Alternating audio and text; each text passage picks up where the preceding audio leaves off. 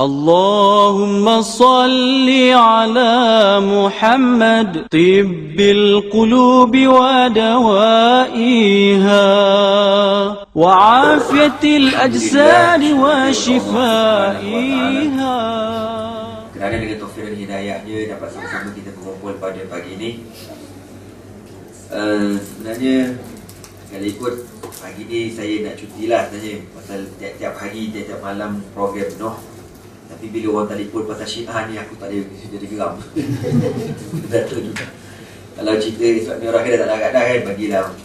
Tapi bila bab Syiah ni, saya rasa dia datanglah. Ya, sebab Syiah ni dah melampau-lampau dekat negara kita dan semakin menunjukkan siapa mereka sebenarnya.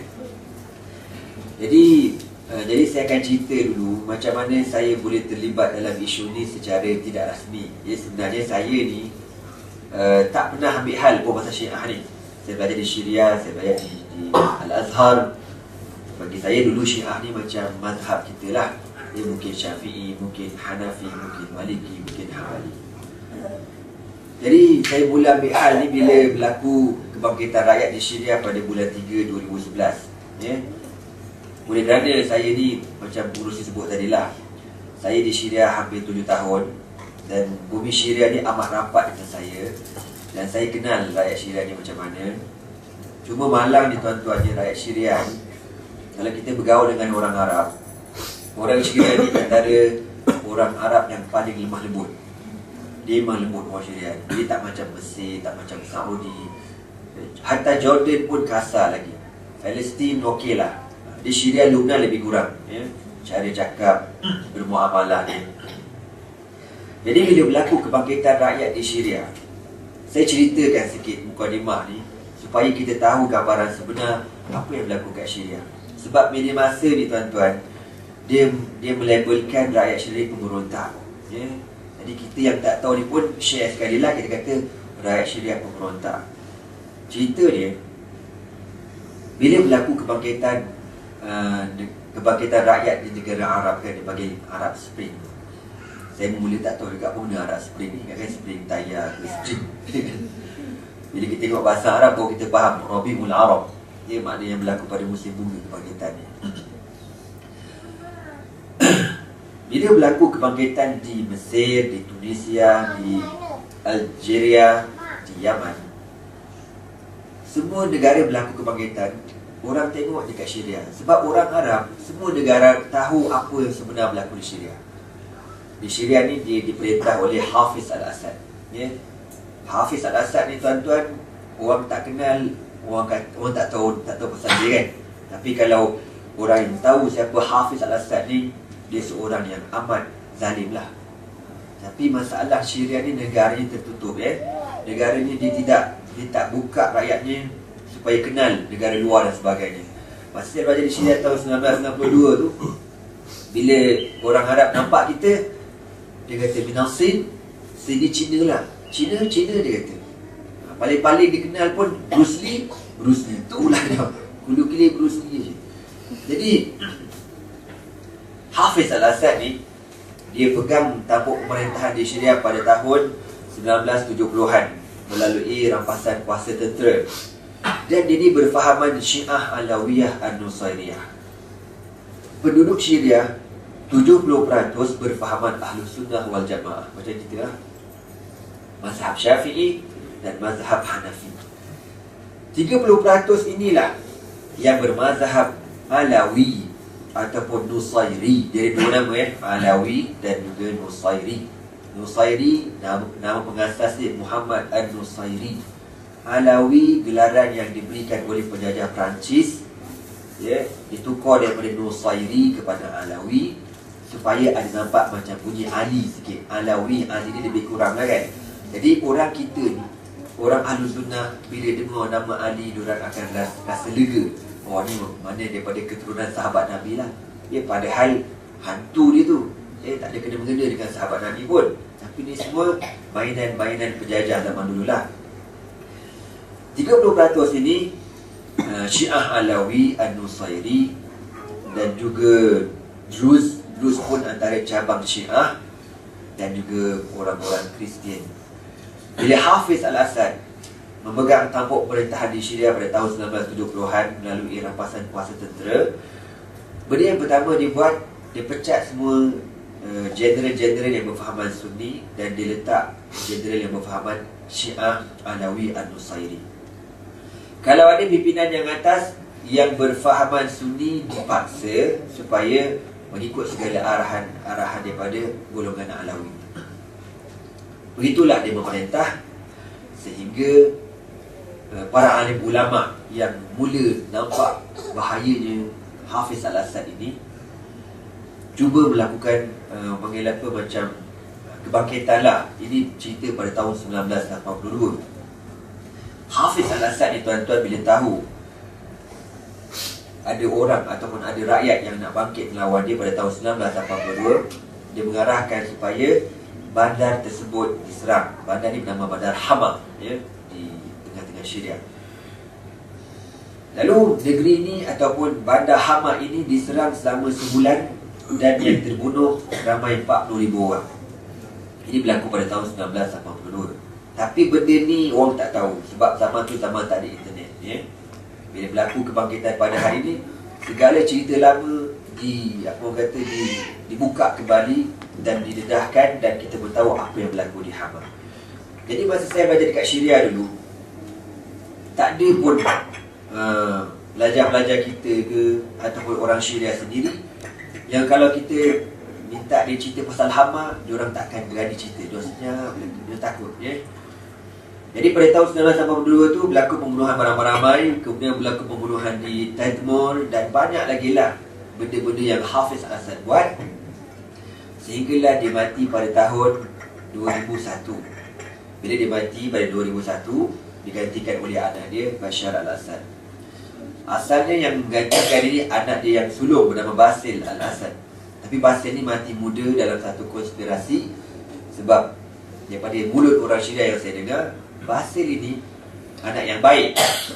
Dia satu-satunya anak dia yang berjanggut. Jadi kat Syria kalau orang berjambang ni orang ada agama lah, orang baik. Dan diorang bimbang bila tengok Basil ini mula rapat dengan ulama-ulama Sunni. Jadi diorang bimbang kalau dia ni lah besok ganti Hafiz Al-Assad, kemungkinan besar Syria tu akan berubah, ya, dia punya fahaman dan sebagainya. Lalu diorang buat konspirasi dan dia terbunuh dalam satu kemalangan kereta ketika dalam perjalanan pergi ke airport. Itu berlaku pada tahun 1996. Masa tu saya kat sana. Jadi bila Basil Assad mati, rakyat Syria ni diarah semua keluar belaka di jalan-jalan raya.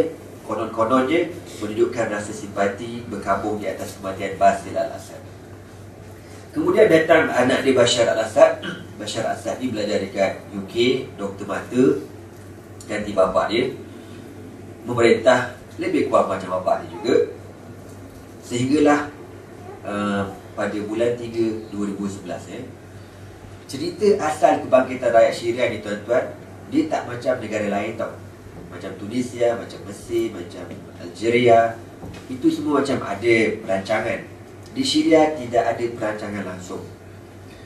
Bila saya bersembang dengan orang Jordan, bulan 3 tu kebetulan takdir Allah, rezeki saya, orang kata kali terakhir lah saya pergi ke Syria untuk menziarahi Damsyik.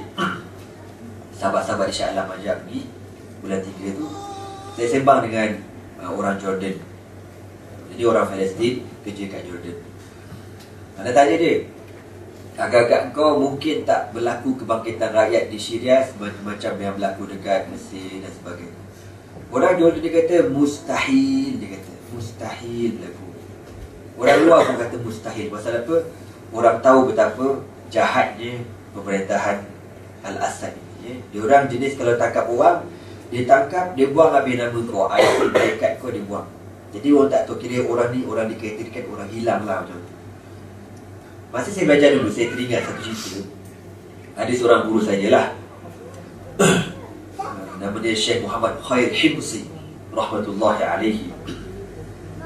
Dia ni bagi gambar dekat anak, gambar bapak dia, gambar abang dia. Dia minta anak lukis lah.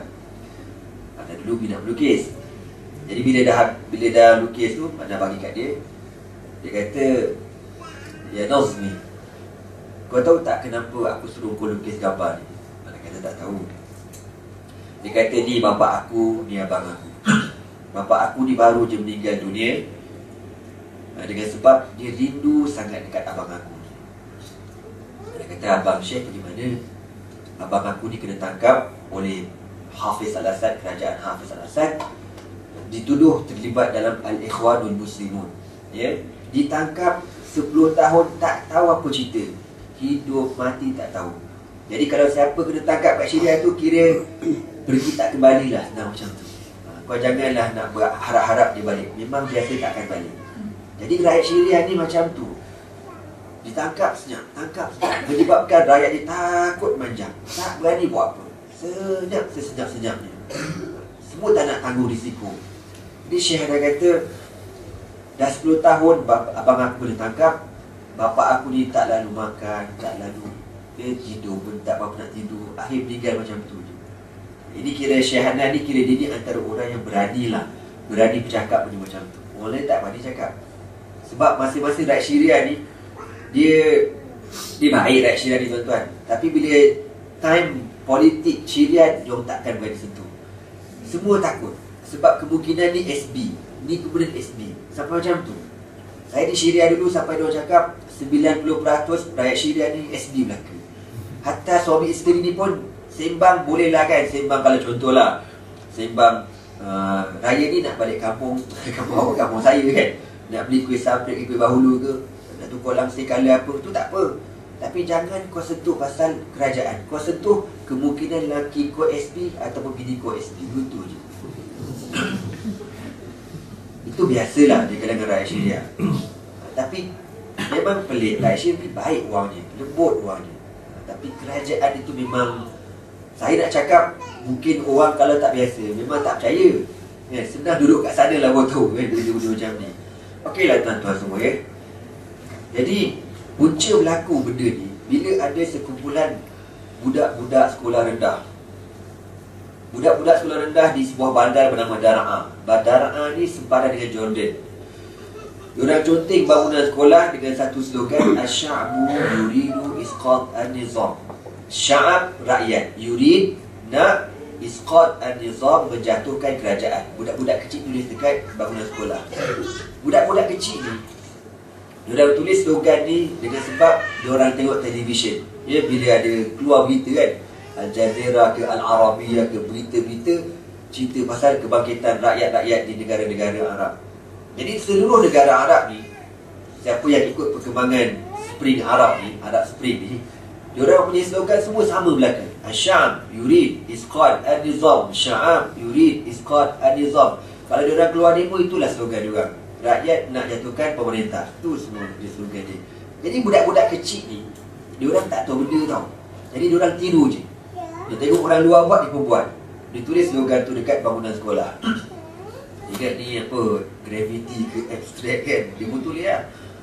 Bila dia tulis, hari tu juga Ketua Polis Bandar Dar'a bernama Atif Najib mengarahkan sekolah itu ditutup dan semua budak-budak yang terlibat dalam tulisan tu ditangkap semuanya.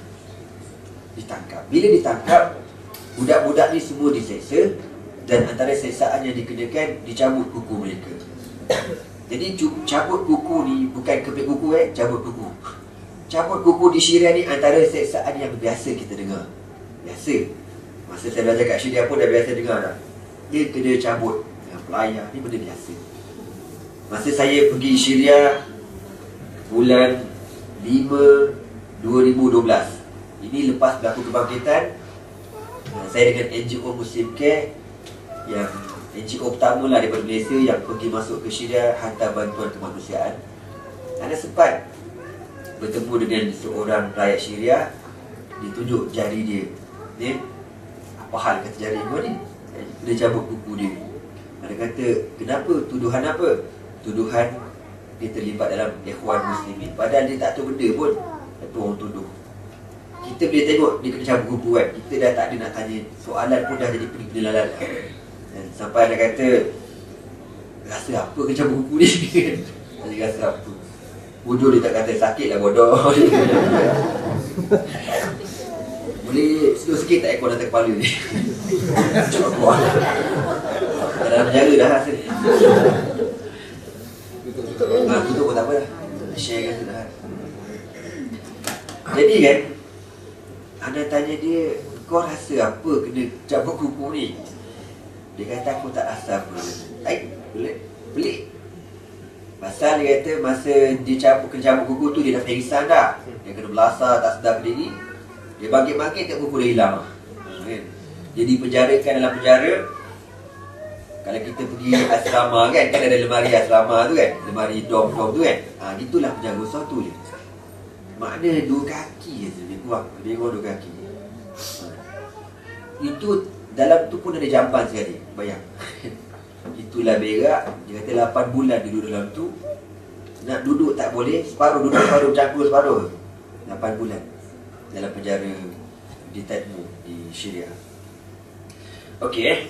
Jadi budak-budak yang tulis benda ni ditangkap dan diseksa. Lalu keluarga diorang keluar minta supaya anak-anak ni diserahkan baliklah. Kenapa seksa anak kami? Diorang budak-budak. Orang Syria ni tuan-tuan cukup takut dengan anggota keselamatan. Memang takut sungguh-sungguh.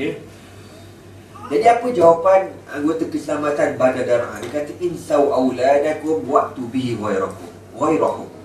Lupakan anak-anak kamu dan kau buat anak yang lain. Kalau kau dah tak mampu buat anak yang lain, ta'tun bi azwajikum naj'aluhunna hubla. Bawa bini kau dekat balai, kita akan buat bini kau beranak sekali lagi. Benda ni dah biasa saya dengar orang Syria cerita. Orang kampung keluar lagi buat demonstrasi aman. Diorang langsung tak terfikir nak lawan Bashar Assad. Memang gila lah kalau Bashar Assad ni orang gila kan. Tujuan satu je, bebaskan anak kami. Tu je, bebaskan anak kami.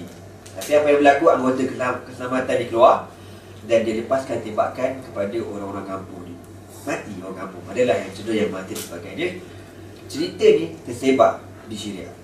Daripada kampung ke kampung, daripada bandar ke bandar, negeri ke negeri.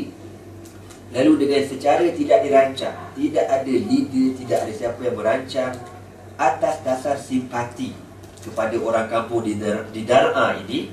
Dar'ah ni kampung Imam Nawawi. Kenal Imam Nawawi? Kalau tak kenal dalam bawah kan, Nawawi kau kenal, Imam Nawawi tak kenal. Imam Nawawi kan pengarang hadis 40 yang terkenal kan.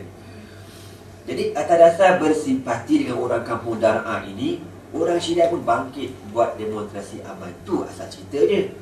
Tapi anggota keselamatan ni bila nampak dia orang keluar, tembak. Orang sana tak mainlah gas pemberi mata ni. Barang gas pemberi mata. Pakai peluru hidup terus.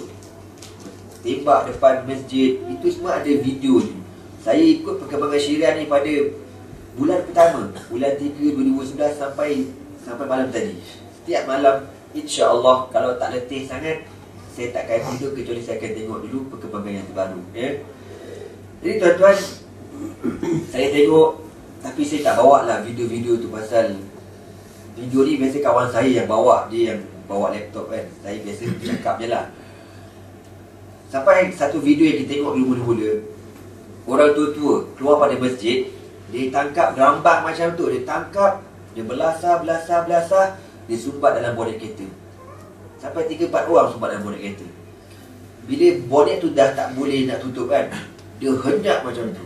Bila dia henyak macam tu, tak tahu orang tu macam mana kan. Patah tangan, patah tulang dan sebagainya. Jadi benda tu bermulaan. Kita tengok sedih je hati kan? Selama 6 bulan. Benda ni berterusan selama 6 bulan. Tentera masuk rumah, tangkap. Ikut suka dia. Panjat rumah, ada satu rakaman tu. Tuan rumah ni nampak askar datang kan. Dia rakam daripada tingkap atau rumah dia. Askar lompat rumah dia kan? Anak dara dalam dah menjerit dah. Menjerit kat dalam tu. Pasal biasa kalau kena tangkap ni, confirm kena rogun punya. Orang Syia cerita kat anak, antara bentuk yang dia buat, tangkap keluarga, disembelih anak ke depan keluarga ni. Rogol isteri depan suami. Ada seorang Syekh nama Usamah. Ini orang Palestin. Mak bapak dia Palestin, lahir Syria lah. Dia cerita dalam bulan Ramadan 2011 lah dia cerita ni. Askar masuk satu rumah, dia tangkap suami. Lepas tu isteri ni kan menangis-nangis kata, lepaskan suami aku, lepaskan suami aku. Askar tu kata, boleh aku lepaskan suami kau puasa tak ini? puasa. Kau batalkan puasa kau baru aku lepaskan. Bodoh, tak ada benda pun kan. Saja-saja je main kan. Perempuan ni bersungguhlah ambil air, minum depan askar ni. Bila dah minum dah batal puasa, depan-depan bini dia tembak lelaki dia. Biar gitu. Askar masuk dalam kampung. Bila orang kampung dengar askar masuk, semua senyap, tak berani buat apa. Dia akan carilah rumah-rumah yang dia nak cari. Dia masuk, orang dengar bunyi budak menjerit, orang perempuan menjerit kan. Lepas tu dah habis tu, askar pun keluar. Orang kampung keluar lah, yang bawa handphone ni kan, nak tahu apa berlaku, buat rakaman. Rakaman memang dah tengok. Diorang sempat masuk dalam rumah. Rumah tu habis dah bergelimpangan, budak-budak semua kena sembelih. Mak diorang tu masih hidup lagi, dan nyawa ikan. Macam tu. Leher dah habis dah ni. Lepas tu baby dia ni, yang kena sembelih ni, dekat tangan baby tu sejebak rambut mak dia. Maknanya tak tahu macam mana kan. Dia dukung anak dia, askar tarik, anak tu tarik rambut mak dia tak nak lepas, sampai melekat sejebak rambut dekat tangan anak dia. Ini semua video lama, saya pun dah tak simpan dah video-video ni Kalau rajin cari dekat YouTube memang jumpa. Jadi begitulah keadaan rakyat Syria. Mereka sabar selama 6 bulan. Akhirnya di kalangan tentera Syria ada yang bersimpati. Di kalangan tentera Syria. Untuk makluman tuan-tuan, tentera Syria ni, siapa yang masuk tentera tak dibenarkan sembahyang. Dia orang mesti masuk selama 3 tahun tau. Semua rakyat Syria wajib masuk tentera selama 3 tahun. Bulan dah pun tak percaya, macam mengarut kat cerita ni. Dia kata siapa sembahyang akan dikenakan tindakan tata tertib. Kawan saya Abdul Rahman Al-Mukri, sekarang dia belajar dekat Mediu ni. Dia kata, aku tahulah aku masuk tentera. Habis tu kau tak sembahyang 3 tahun. Aku sembahyang. Lepas sembahyang macam mana? Time bos tak ada, cepat-cepat sembahyang. Belakang lemari ke, belakang pintu ke. Kalau bos tak keluar, memang letih lah. Sembahyang pakai mata, dia kata. Allah Allah. Macam tu, sampai guna isyarat mata. Baru-baru ni masa anda pergi Syria, last kali anda pergi, sebelum pilihan raya bulan 4 pun, ada jumpa dengan ketua-ketua tentera yang kira kata yang bersimpati dengan rakyat Syria kan. Dia kata, kalau kita ni ada kereta kan, kereta kita tiba-tiba ada SB lalu dekat masjid, dia nampak kereta kita ada dekat masjid, maknanya kita pergi sembahyang lah tu. Kena lah kau, dia kata. Walaupun orang lain yang bawa kereta kau, dia pinjam kereta kau pergi masjid, kau kena nanti. Sampai macam tu. Anak kata, ya betul kan, aku tak percaya. Tapi gitulah, siapa yang masuk tentera tak dibenarkan sembahyang. Munasabah pun tentera Syria ni adalah tentera yang paling brutal dalam dunia, lebih pada tentera Israel. Okey. Jadi setelah 6 bulan rakyat ni bersabar, dibunuh, didera, akhirnya berlakulah kebangkitan dan berlakulah apa yang berlaku. Kemudian benda yang bermula sekali saya tengok, saya baca Iran negara yang pertama hantar bantuan masuk ke Syria. Bantuan tu bukan bantu rakyat, bantu Bashar Assad. Hantar tentera, hantar blue. Kata biar betul ni. Tak percaya kan, ni propaganda media kot, saja nak buruk-burukkan Iran. Anda tak percaya. Bila anda pergi bulan 5 tu, yang anda cerita bulan 5 2011 tu, dia hantar bantuan. Kami bertemu dengan Syekh Muhammad Ali As-Sabuni. Syekh Muhammad Ali As-Sabuni pernah datang ke Shah Alam beberapa bulan yang lepas. Jadi seorang ulama Syria yang terkenal, seorang yang amat alim, tapi telah dibuang negara sejak 50 tahun yang lampau lah, di zaman Hafiz Al-Assad lagi, dan ditarik kerakyatan. Dia tak dapat rakyat Syria, tapi dia dapat kerakyatan Turki. Jadi dia ni, dia cerita dekat kami di Turki, masa tu rumah dia dekat Turki. Dia kata, anda tanya, apa pendapat Syekh tentang Syiah? Saya nak tahu apa benda Syiah ni. Sebelum ni saya tak ambil hal langsung. Dia kata, kunna nazunnu annahum min ikhwanina. Kami dulu sangka Syiah ni saudara kita. Walakinnahum laisu kadzalik. Tapi mereka bukan sebegitu. Mereka hum akhtar minal yahud. Syiah ni lebih bahaya daripada Yahudi. Bila dia kata macam tu, aku lagi terperanjat. Kau mana pula kan? Dia kata Yahudi ni, kau tahu dia kafir senang. Syiah ni, dia ada dua muka. Zahirnya Islam, dalamnya kekufuran. Bila dia cerita macam tu, ulama' dia cerita, saya percayalah. itulah cerita dia. Saya balik ke Malaysia, saya cek balik kitab-kitab saya ni, yang kod-kod pernah kita belajar dulu ada pasal Syiah. Masa itulah saya tahu banyak cerita pasal Syiah ya. Okeylah. Jadi saya selitkan cerita tadi tu bagi gambaran awal untuk tuan-tuan semua tahu apa yang berlaku di Syria, dan kita jangan sedap-sedap mulut kata rakyat Syria tu pemberontak. Mereka sebenarnya dizalimi dengan kezaliman yang amat dahsyat. Kita pun tuan-tuan kalau kena tak tahan. Kalau orang dera keluarga kita, sampai bila pun nak bertahan ni kan? Akhirnya dia akan berlakulah benda tu. Okey. Jadi Syiah ni, apa benda Syiah? Syiah dengan makna penyokong. Penyokong ya. Mereka mendakwa mereka penyokong Sayyidina Ali bin Abi Talib radhiyallahu taala anhu. Kita kalau dengar orang cakap Sayyidina Ali bin Abi Talib karramallahu wajhahu kan? Biasa kan? Kenapa Sayyidina Ali karramallahu wajhahu? Sahabat-sahabat Nabi yang lain semua radhiyallahu taala anhum ajmain. Kenapa gitu? Karramallahu wajhahu dengan makna Allah memuliakan wajahnya. Adakah sahabat-sahabat yang lain Allah tak muliakan wajahnya? Rupa-rupanya istilah karramallahu wajhahu ini istilah yang Syiah buat untuk Sayyidina Ali. Kita pun ikut sekali. Tak ada masalah nak guna istilah tu. Tapi apa salahnya kalau kita kata Abu Bakr As-Siddiq karramallahu wajhahu, Umar Al-Khattab karramallahu wajhahu. Okey dia, tak ada masalah kan? Tapi kita lebih sinonim dengan Sayyidina Ali. Ini Syiah punya kerja lah. Dia nak promosi Sayyidina Ali bin Abi Talib radhiyallahu ta'ala anhu. Asal-asal cerita Syiah ni, dia timbul di zaman pemerintahan Sayyidina Uthman bin Affan radhiyallahu ta'ala anhu. Seorang lelaki bernama Abdullah bin Sabah. Dia Yahudi. Yahudi yang datang daripada Yaman. Dia orang Yaman ni, bukan orang Sabah bernam. Tentang ada Abdullah bin Sabah tu kan. Sabah benda ke Banjur ke Jawa ni Ustaz. Dia ni pendeta. Jadi ulama Yahudi lah, masuk Islam. Bila dia masuk Islam, dia datang ke Madinah dan dia cuba nak dapat jawatan dalam pemerintahan Osman. Kod-kod Osman, tengok dia Osman iktiraf, oh kau ulama Yahudi masuk Islam, meh duduk dengan aku nanti jadi esko agama, contoh kan. Tapi Osman tak layan dia ni. Bila dia tak layan, dia ni bengang lah sakit hati. Dia pun kumpul pengikut-pengikut dia, dan dia buat satu ajaran. Dia kata, aku pelik, kenapa orang Islam ni percaya satu hari nanti Nabi Isa akan turun. Nabi Isa akan diturunkan, mana hidup semula lah. Padahal Nabi Isa ni tak mati kan. Dalam Quran kata, وَمَا قَتَلُوهُ وَمَا صَلَبُوهُ وَلَكِنْ شُبِّهَ لَهُمْ بَلْ رُفِعَ إِلَيْهِ. Mereka tidak membunuh Isa, mereka tidak mensalib Isa, bahkan diserupakan anak murid dia dengan muka Nabi Isa dan diangkat ke langit. Okay. Jadi kan, Nabi sebut dalam hadis yang sahih, sayanzilu Isa bin Maryam inda manaratil bayda fi syarqi Dimashq.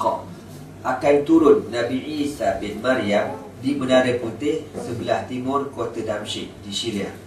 Nabi Isa akan turun di Syria. Waktu Syria ni bumi yang terlalu dahsyat, ya, hebat.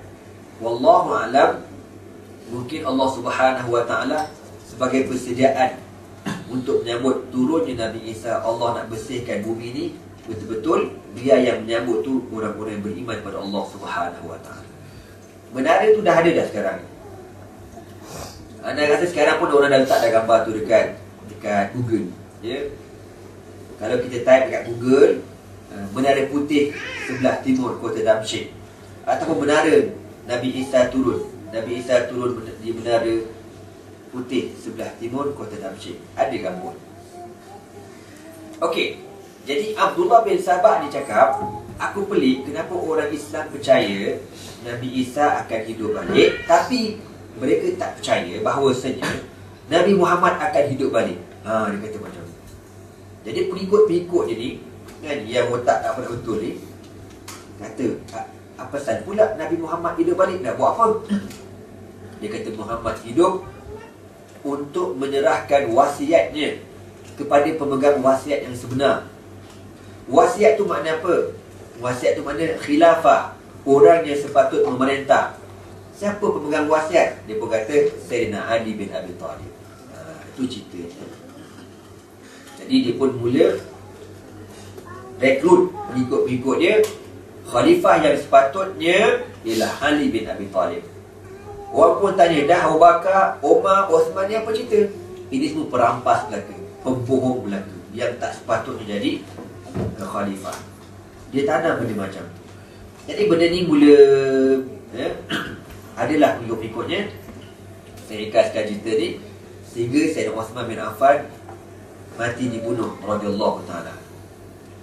Bila Sayyidina Osman bin Affan mati dibunuh, orang pun lantik Sayyidina Ali bin Abi Talib radhiyallahu ta'ala anhu. Sayyidina Ali jadi khalifah. Tapi ada sahabat yang tak setuju, Muawiyah bin Abi Sufyan. Muawiyah masa tu jadi YB dekat Syria, dekat Syam, ya. Dia jadi YB zaman pemerintahan Osman. Muawiyah ni sepupu dengan Osman. Muawiyah kata, aku takkan iktiraf kau wahai Ali sebagai khalifah kecuali kau cari siapa pembunuh Osman. Kalau kau jumpa pembunuh Osman, kau jatuhkan hukuman hudud, kan? Kau bunuh juga orang tu, baru aku iktiraf kau wahai Ali. Jadi Ali, Sayyidina Ali bukan tak nak cari, tapi keadaan politik negara masa tu tak stabil, ya?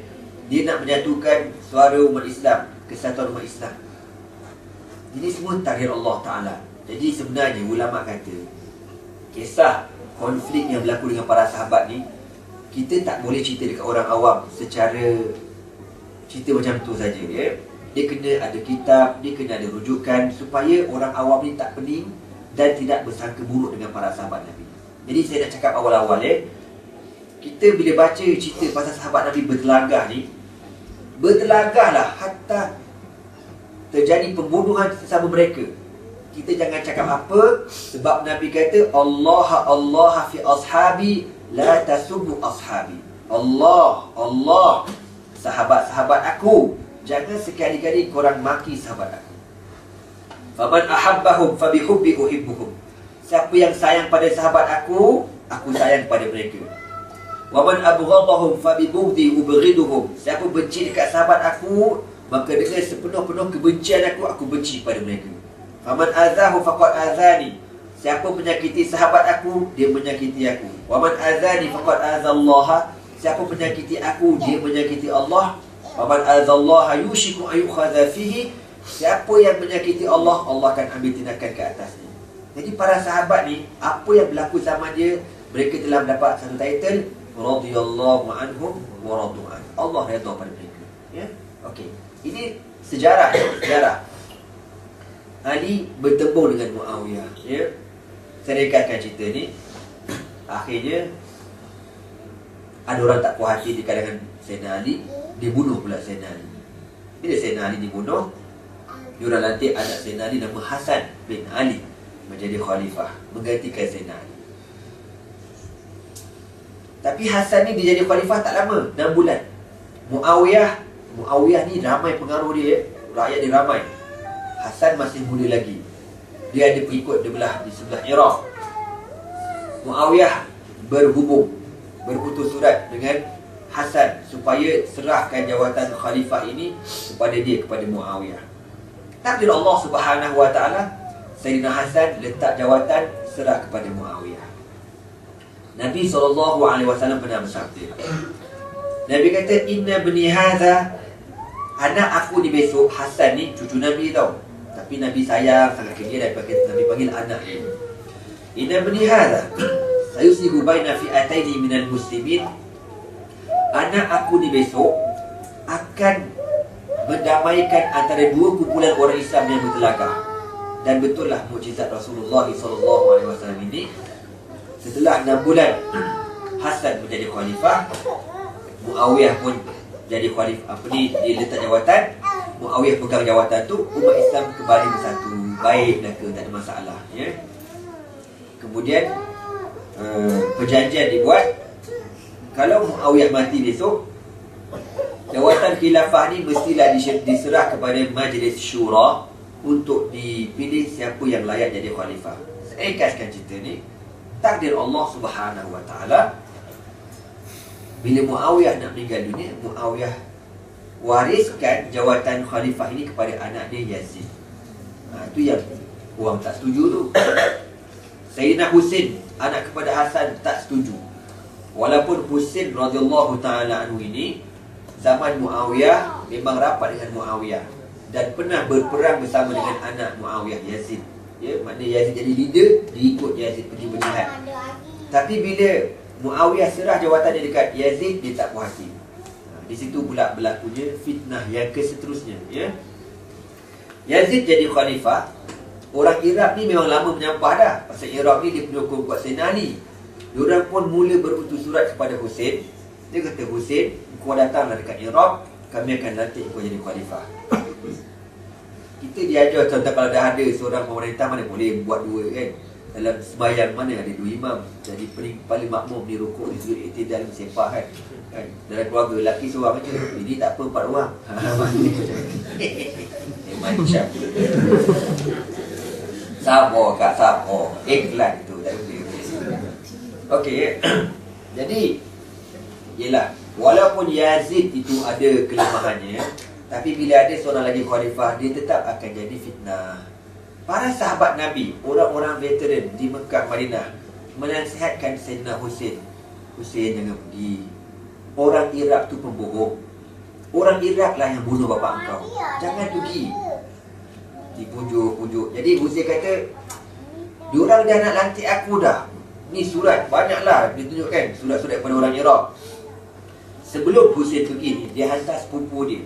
Sepupu dia bernama Muslim bin Aqil, untuk tengok betul ke tidak orang Iraq nak ambil Husin sebagai ketua. Muslim pergi ya sungguhlah. Dia kata betul orang Iraq bersedia ambil kau jadi khalifah. Tapi rupa-rupanya masa Muslim pergi tu, Yazid tahu kan, dia pun hantar tentera dia tangkap Muslim. Bila tangkap Muslim dekat Iraq, penyokong-penyokong Husin ni seorang pun tak ada support Muslim ni. Biarkan, lantak kau lah kan? Kita tak ada kena-mengena, kita tak jemput kau pun. Tak pasal-pasal dia kena tangkap dan dibunuh. Kisah dia dibunuh ni tak sampai kepada pengetahuan Sayyidina Husin. Akhirnya Sayyidina Husin pun keluar daripada Madinah menuju ke Iraq. Dia pergi tak ramai, 70 orang. 70 orang dan majoriti semua kanak-kanak dan juga kaum wanita. Orang lelaki adalah dalam 20 orang lebih kot, ya. Saya pernah baca satu riwayat.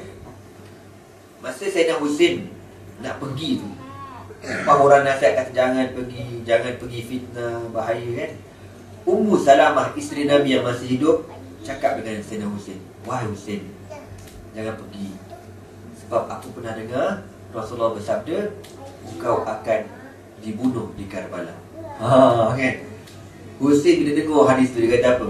Lah dah hatuk khabar gitu, memang kau mati kat sana pun, takkan mati kat Tanjung Karang pula. Contohlah kan. Dia kata memang mati kat sana, tak boleh elak dah, memang mati kat sana. Ummu Salamah kata, Allah. Okay. Kalau akulah kan, ada kata, Ustaz, menurut hadis Ustaz akan mati kan. Kau buat harap aku tak pergi kan. Kau pun mati juga, kau cakap banyak ha? Husin pergi, ya. Masa on the way pergi itulah baru sampai berita sepupu dia kena bunuh. Dia nak balik dah. Tapi dalam 70 rombongan ni, 70 orang ni, ramai, yang paling ramai anak beranak Muslim bin Aqil. Dia kata tak boleh. Alang-alang kita tuntut bela. Allah, mana padan 70 orang nak lawan tentera kan. Sampailah dekat sana, Yazid pun hantar tentera dia yang diketuai oleh Ubaidillah bin Ziyad, dan dia pun sekat tengah-tengah jalan. Orang Iraq ni tahu berita ni, yang penyokong Husin. Dia tahu Sayyidina Husin ditahan tengah-tengah jalan, tahu. Tapi dia biar je kan? Kalau diorang betul-betul sayang dekat Husin, diorang akan turun support, pertahankan. Ni cucu Nabi SAW, korang juga yang jemput. Tapi diorang khianat, ya? Bila tahu keadaan macam tu, diorang lepas tangan. Kita orang tak tahu, kita tak jemput, kita tak ada kena-mengena. Lalu berlakulah pertemuan, bincang. Dekat cerita, diorang bagi 3 pilihan dekat Sayyidina Husin. Pilihan pertama, Sayyidina Husin dibiarkan meneruskan perjalanan, tapi jangan masuk dekat Iraq. Pergilah dekat mana negara-negara, berjihad bersama dengan tentera Islam. Pilihan kedua, balik semula ke Mekah. Pilihan ketiga, yang lebih dekat, pergi ke Syria, bertemu dengan Yazid, berbai'ah dengan dia, bincang dengan dia. Fikir, Husain terima yang ketiga, bertemu dengan Yazid. Kita akan bertemu dengan Yazid. Di situ juga berlaku masalah. Dalam tentera Yazid ni ada orang yang dah lama benci dengan Husain. Dia pun kata, dia bagi cadangan, alang-alang kau nak pergi jumpa Yazid, kau sekarang tawanan kami. Ya, kau dah lawan Yazid, kau tawanan. Tawanan kena buat style tawanan. Kau pergi dalam keadaan kita orang rantai kau, rantai tangan, rantai kaki.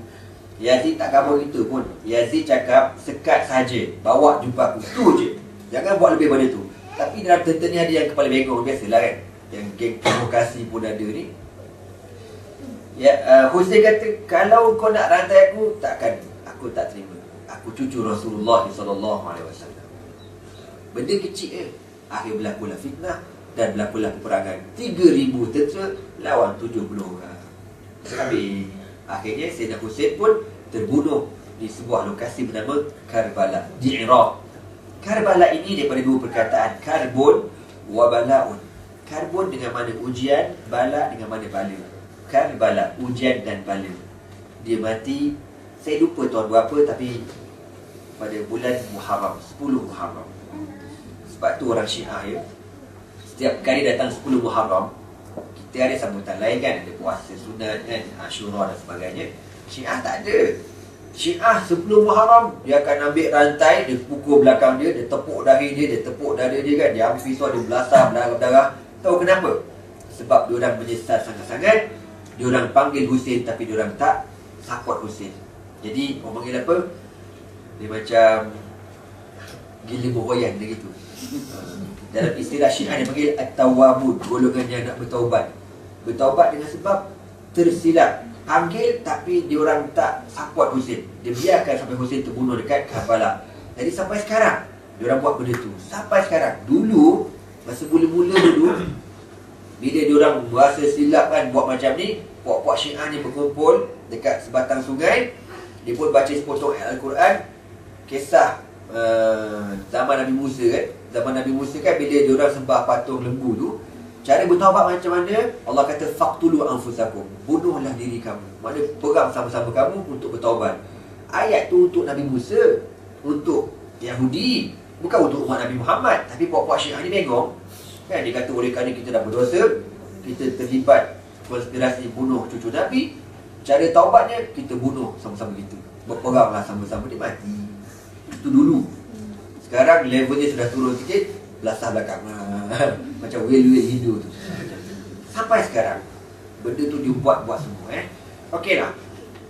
Jadi disitulah orang kata bermulanya Syiah ni lebih kuat lagi dia punya pengaruh fahaman dia.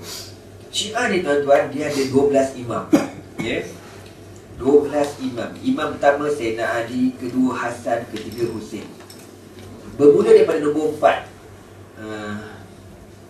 Dia nama-nama ni pun tak hafal pun.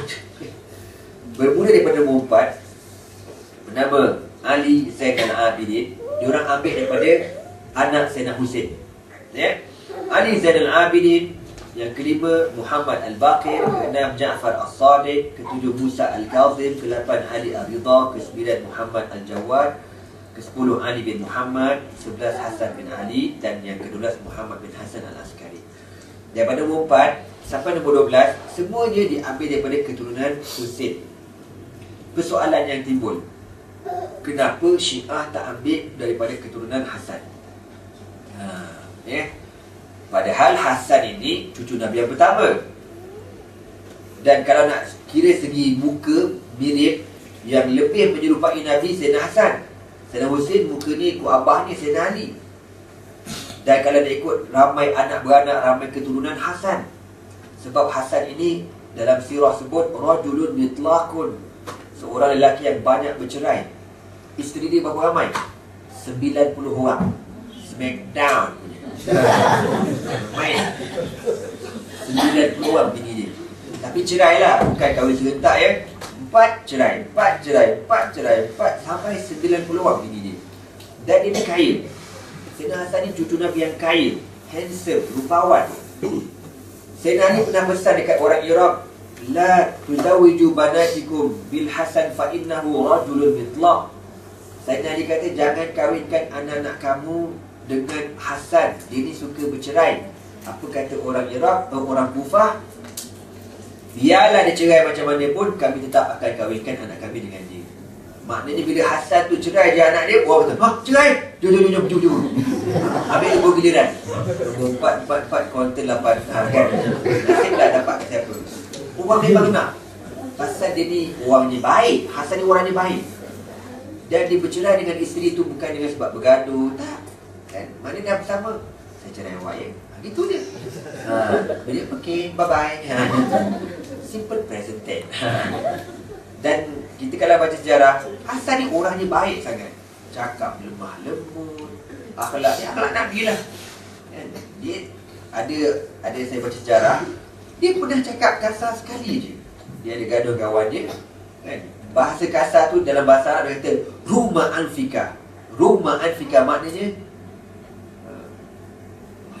kalau kita kata rumah anfika, sekalipun kalau kau tak nak, dah. Itu paling kasar lah orang dengar cakap. Kalau kau tak nak, sudah. Itulah paling kasar. Lepas tu tak ada dari rumah, kan? Baik sangat dia ni.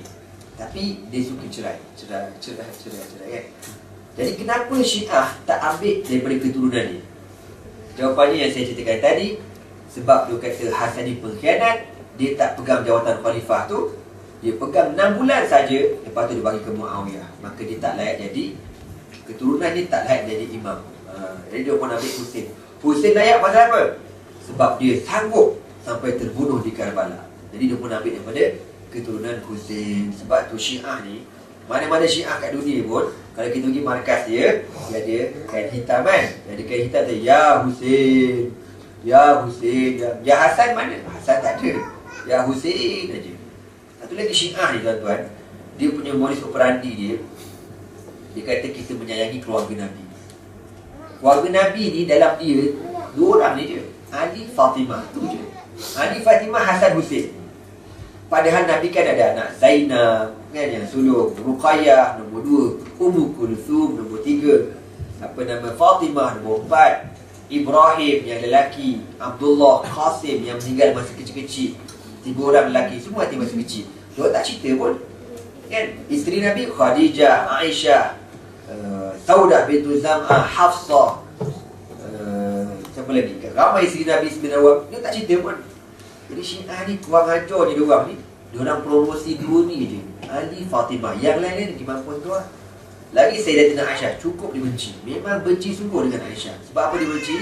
Sebab Aisyah ni masa Ali bin Abi Thalib jadi khalifah, Aisyah macam tak pengam dengan Ali ni. Dia tak pengam. Dia benci kan? Siapa yang tak suka Ali, semua dia benci belakang. Okey tuan-tuan Imam 12 dia ni, dia punya level sama level dengan Nabi dan Rasul di dalam akidah Syiah yang rosak, sesat lagi menyesatkan. Saya nak baca kenyataan Imam Khomeini. Imam Khomeini kenal kan? Kita satu ketika dahulu negara kita ni agak kuat dipengaruhi oleh revolusi Iran. Saya tuan-tuan mengaji sekolah agama daripada kecil. Daripada saya darjah 2 sekolah pondok sampai sekarang lah. Okay, daripada kita darjah 2 tu belajar sekolah pondok. Jadi masa tu revolusi Iran tu masuk ke negara kita. Dan bagi saya, orang Malaysia tak boleh dipersalahkan. Sebab kita tak tahu apa benda Iran tu. Kita pun tak tahu apa benda Syiah tu kan. Nampak orang serban besar, janggut putih, jubah labur, semua baik dah ni. Padahal mangkuk ayun Mamat orang tu. Jadi terkesan kuat. Tapi masalahnya itulah ya, kadang-kadang orang ni nak berjuang Islam. Berjuang Islam ni boleh bagus, tapi bila tak ada ilmu, dia boleh sesat. Itu masalahnya ya. Berjuang tu bagus, tapi penting ada ilmu. Bila tak ada ilmu, kau ikut, kau sesat nanti. Okey. Jadi saya cerita sikit lah pasal Khomeini ya. Saya masa belajar pondok dulu, ada seorang guru saya tau. Dia ni kalau mengajar sejarah, dia akan cerita pasal Muawiyah, Yazid dan sebagainya. Bila time Yazid, Muawiyah, dia laknat ni Yazid, dia laknat ni Muawiyah. Bila time Hasan, Husain, dia menangis sungguh. Kita budak-budak tak tahu benda, kita pun apa kongsi lah orang kata kan. Kita pun tumpang semangkuk lah foto. Ya nak lah apa benda kan. Bila dia tutur ni baru tahulah dia punya ustaz aku tu bapa Syiah dekat Kedah. Kalau kita type dekat YouTube kan, type nama Abdullah Hasan, ketua Syiah di Kedah. Keluarlah muka tua tu. Nama dia Abdullah Hasan. Dia lah ngajar kita orang masih budak dulu. Lepas tu bila habis sekolah tu, anak pindah dekat Darul Falah Melaka. Zaman tu pun zaman kuat revolusi Iran.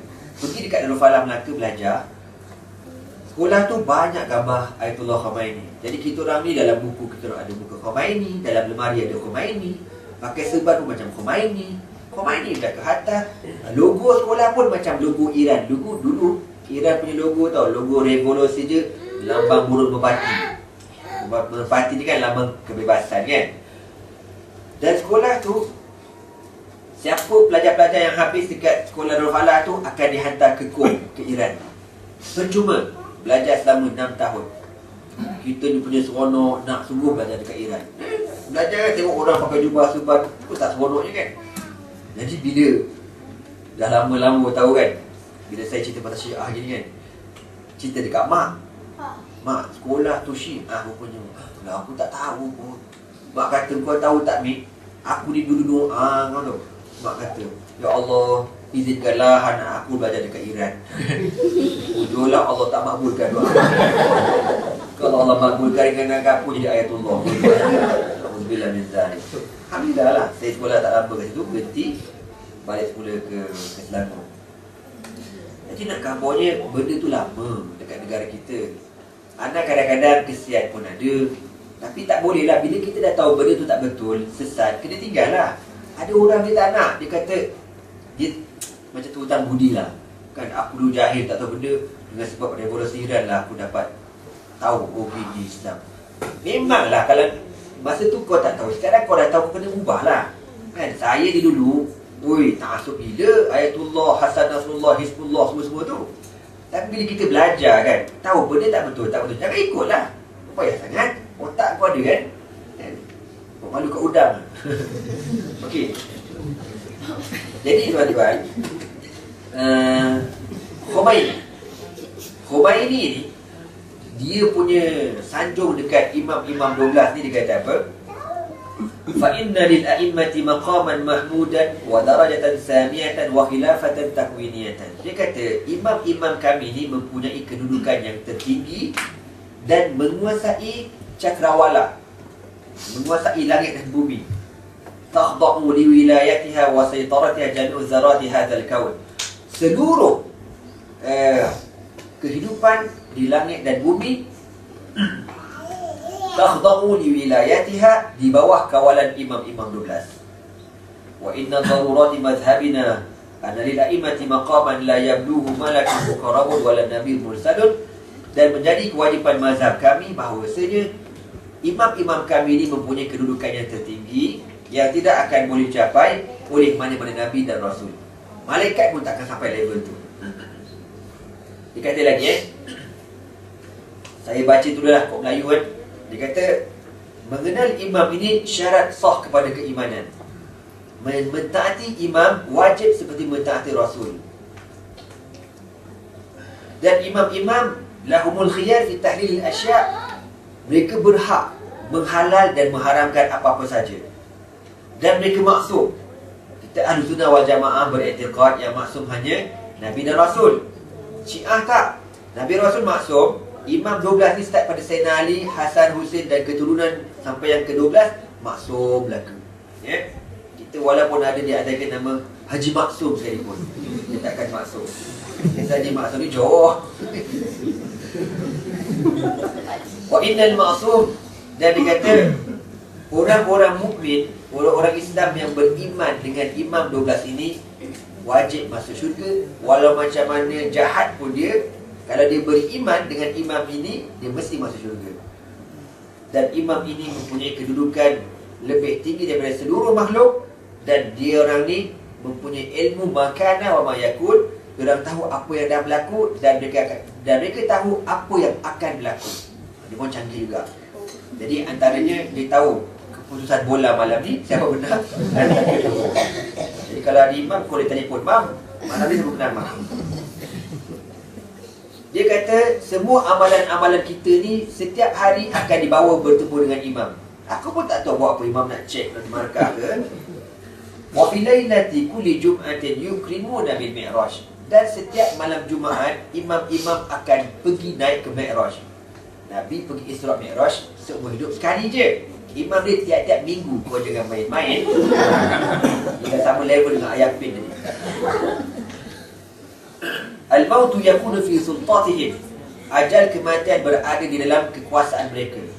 Yamlikuna dunya wal akhirah. Mereka memiliki dunia dan hari akhirat. Fayutuna man sya'u ma sya'u. Dan mereka boleh memberikan apa-apa yang mereka kehendaki kepada sesiapa yang mereka kehendaki. Tak kufur namanya. Kan menyamakan makhluk ini dengan Allah Subhanahu wa taala.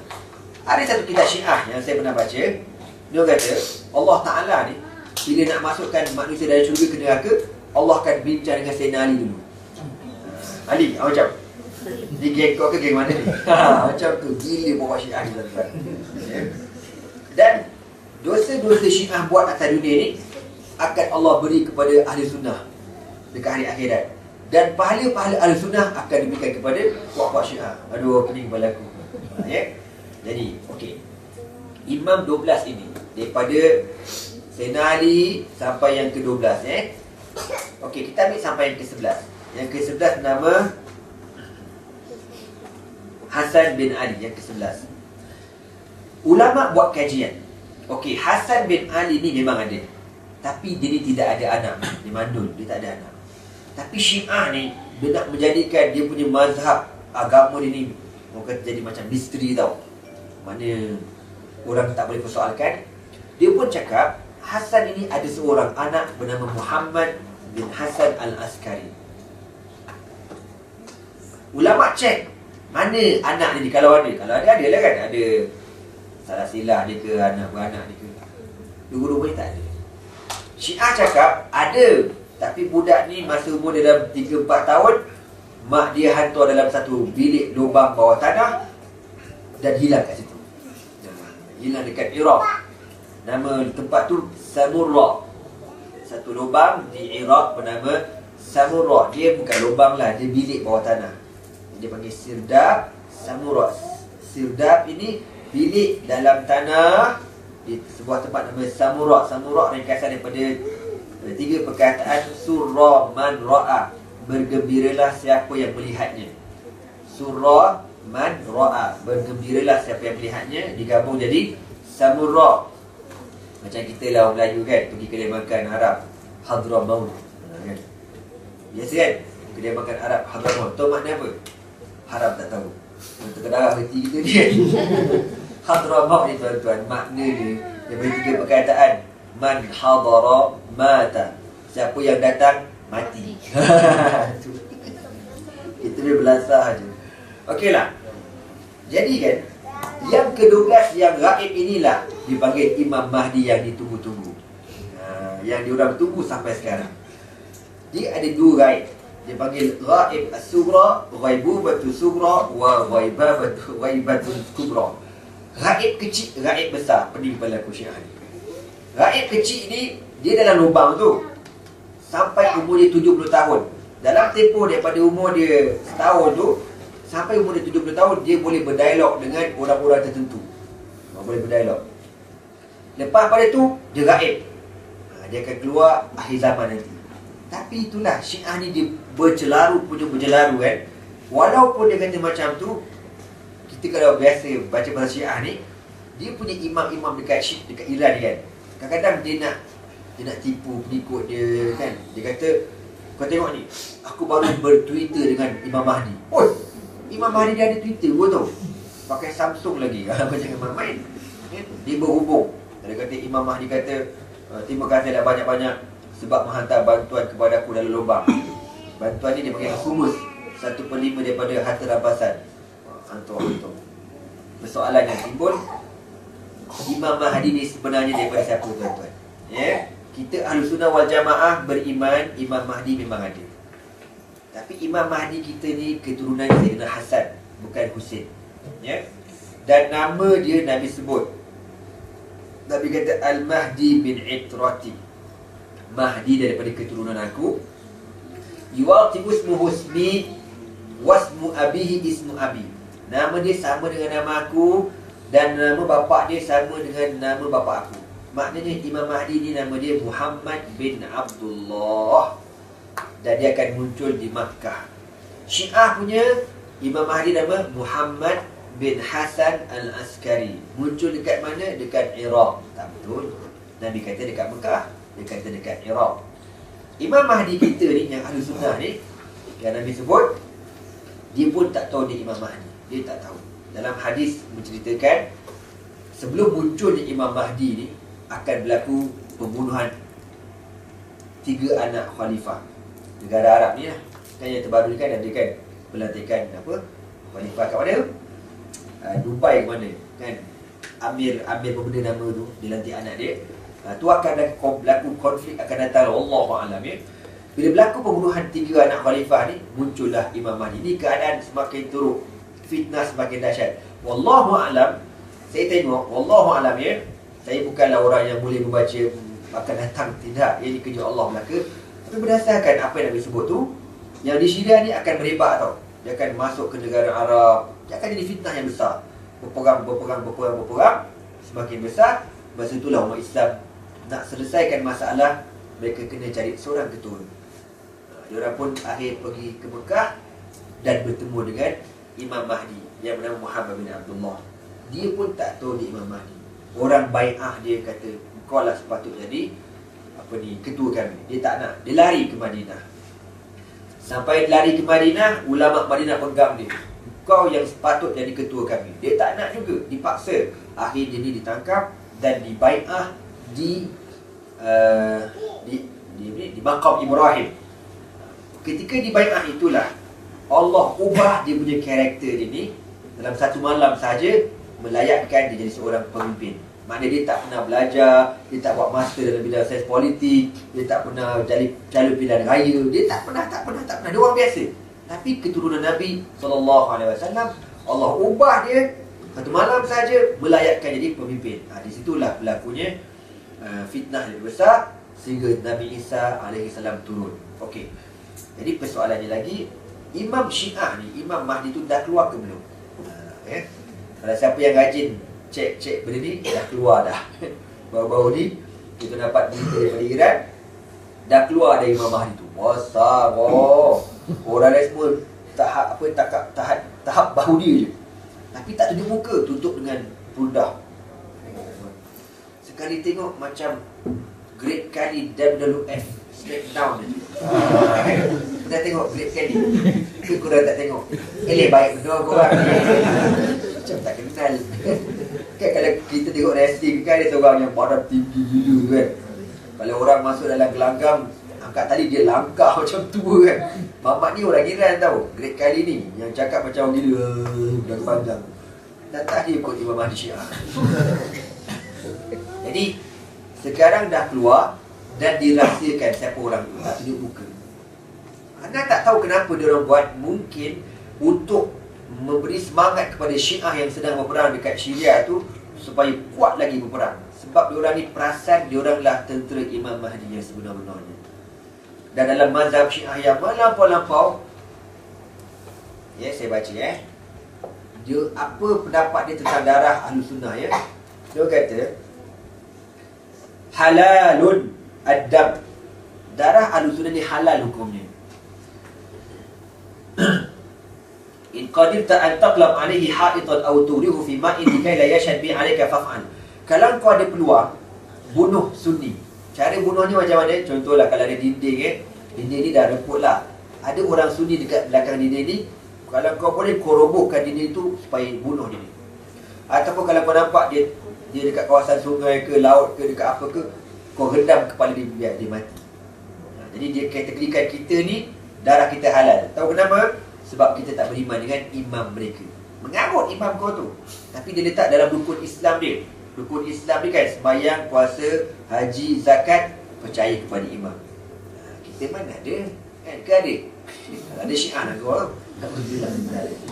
Dan dia kata harta kita sama level dengan harta kafir harbi. Mana halal dia ambil.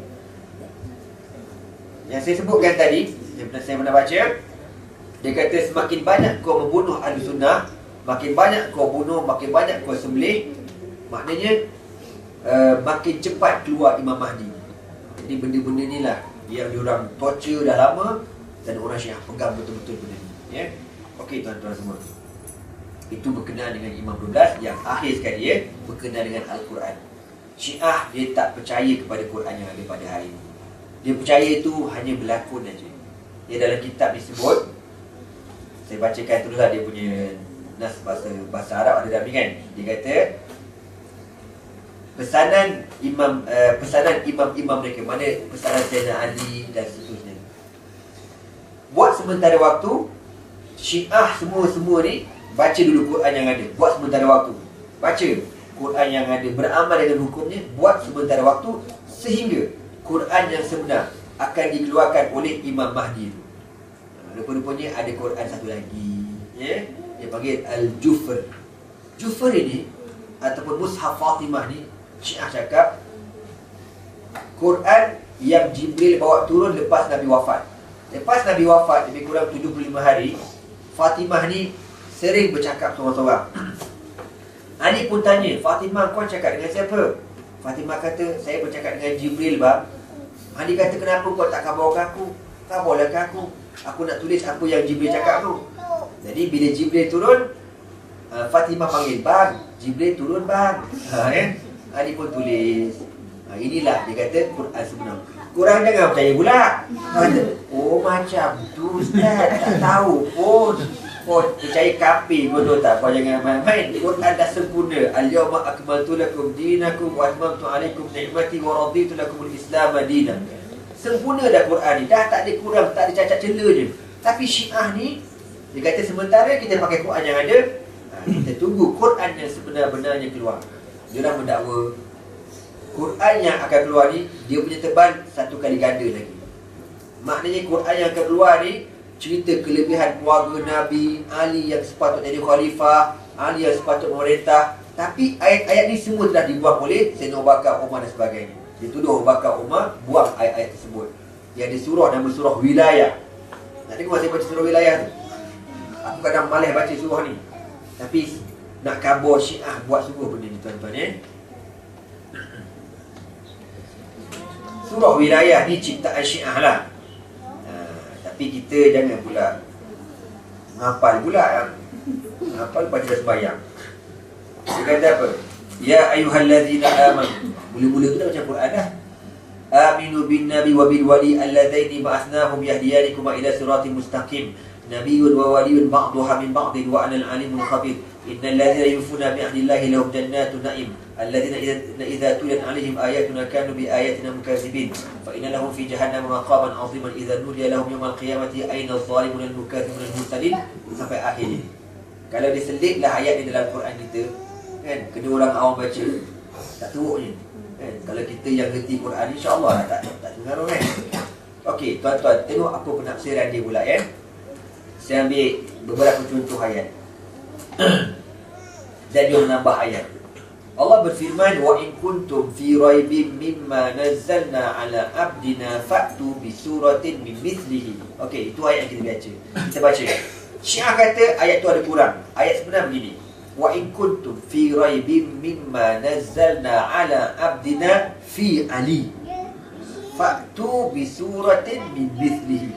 Perkataan Ali tu telah dibuang oleh Sayyidina Abu Bakar. Ini Syiah punya kerja ya. Mereka mentafsirkan alif lam mim zalikal kitabu la raiba fi hudan lil muttaqin alladzina yu'minuna bil ghaibi wa yuqimuna as-salata wa mimma razaqnahum yunfiqun wal ladzina yu'minuna bil ghaibi wa yuqimuna as-salata. Okey. Kita Ahlussunnah wal Jamaah tahu kan, zalikal kitab, inilah Al-Quran. Al-kitab Al-Quran la raiba fi. Okey. Hudan lil muttaqin kita tahu makna. Syiah kata apa? Zalikal kitab. Al-kitab tu makna apa? Sayyidina Ali. Kok manalah pula Sayyidina Ali begini? Kitab-kitab lah. Tak. Kitab tu Ali dia kata. Hudan lil muttaqin, petunjuk bagi orang bertakwa. Syiah tafsir kata apa? Petunjuk bagi mereka yang bertakwa kepada Ali. Gitu. Allazina yu'minuna bil ghaibi, mereka yang beriman kepada hari gaib. Gaib ni apa? Gaib ni adalah imam kita, imam 12. Gitu. Ya, dia tafsirkan. Lepas tu Allah berfirman, Wattini wa zaitun wa turi sinin. Kita tahu kan, wattin demi buah tin, zaitun buah zaitun. Payah apa? Wa turi sinin dan bukit Turu Saina di Mesir. Syiah kata bukan itu. Wattin demi Hasan, wa zaitun Husain. Wa turi sinin Sayyidina Ali. La haula wala quwwata illa billah. Ikut suka abah kau je tak. Jadi benda ni cukup bahaya. Jadi mereka tak percaya Quran dan mereka memaki para sahabat, dan benda ni macam saya katakan tadi yang kita maklum dah masuk dalam kalangan masyarakat Melayu. Orang Melayu kita ni ikut-ikut ni pun dah ramai. Yang terbaru kita sedia maklum dapatkan video tu kan. Syiah ni dia punya cara sembahyang. Yang pertama sekali, dia orang sembahyang memang tak sah lah. Kenapa saya kata tak sah? Sebab Syiah dia tak basuh kaki.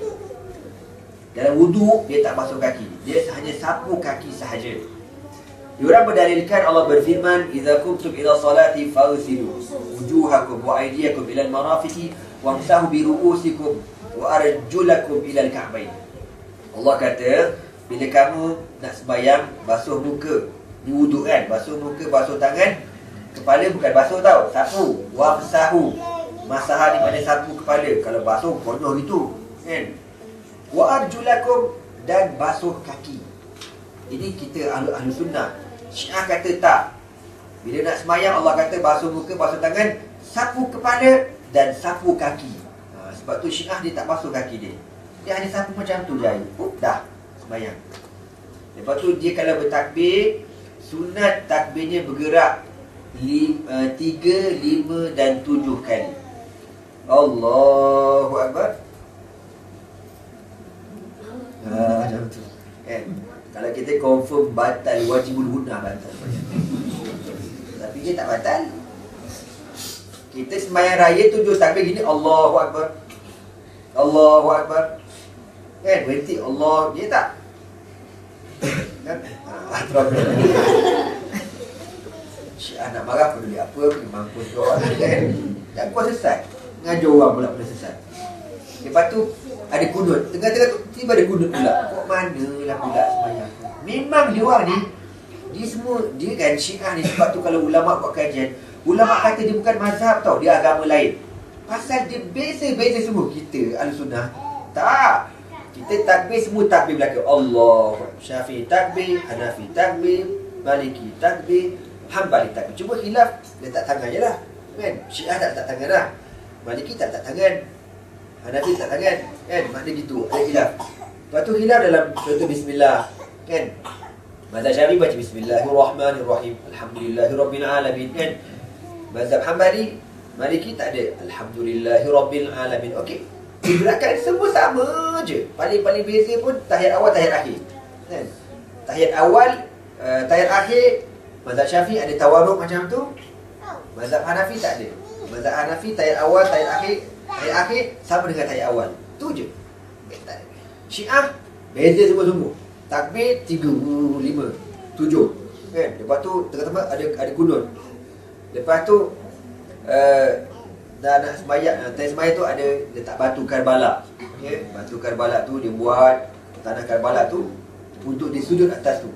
Kalau tak sujud tak sah. Tak sujud dekat batu ni tak sah. Kalau tak ada tu mesti bawa kertas ke apa, lapik sebagai tanda pengganti kepada tanah Karbala, tempat pembunuhan Husain. Dulu masa anda kat Syria, anda biasa pergi masjid Syiah, dia bagi free tau batu tu, bersepah-sepah dekat dalam masjid ni. Jadi kita ambil tu bukan nak guna pun. Kita ambil buat gonoh daki je. Tapi dia tanah, bila kena air dia lebih cair. Orang Syiah mengamuk tu, kan? Jadi lepas tu bila dia dah habis sembahyang, Assalamualaikum warahmatullahi, Assalamualaikum warahmatullahi, dia akan tepuk peha dia 3 kali baru batal sembahyang. Gitu. Okay. Jadi Syiah ni beza sungguh dengan kita daripada ibadat sembahyang. Dan dia sembahyang jamak belaka. Zuhur, Asar jamak takdim, Isyak Maghrib pun jamak takdim. Itu yang orang Melayu seronok masuk Syiah tu. Jadi malam-malam sembahyang tu kan. Tak ada sebab musafir tidak, apa pun tidak, jamak panjang. Kita katakan jamak ni ada syarat, kita musafir. Dia kata kita musafir tadi. Kau musafir ke mana? Kita musafir ke alam akhirat. Ulama, kau jauh tu. jamak panjang. Jadi kawan-kawan yang pernah pergi Raya cakap, diorang asal 3 kali je. Subuh, Zuhur, Maghrib. Semua jamak. Jamak qasar pula tu. Kan? Orang kita yang goblok-goblok ni, orang nak ikut. Oh, rupa-rupanya ada benda ni, kita tak tahu pun, dia kata kan. Dan diorang tak wajib sembahyang Jumaat. Selagi mana Imam Mahdi tak keluar, selagi itu tak wajib sembahyang Jumaat. Dan sembahyang tarawih pun bagi mereka tak sunat. Sebab dia kata tarawih ni ciptaan Sayyidina Umar bin Al-Khattab radhiyallahu ta'ala. Jadi tuan-tuan, begitulah sedikit sebanyak ya perkongsian kita pada pagi ini berkenaan dengan Syiah. Jadi waktu yang baki ni saya buka lah kalau ada sesi soalan. Silakan.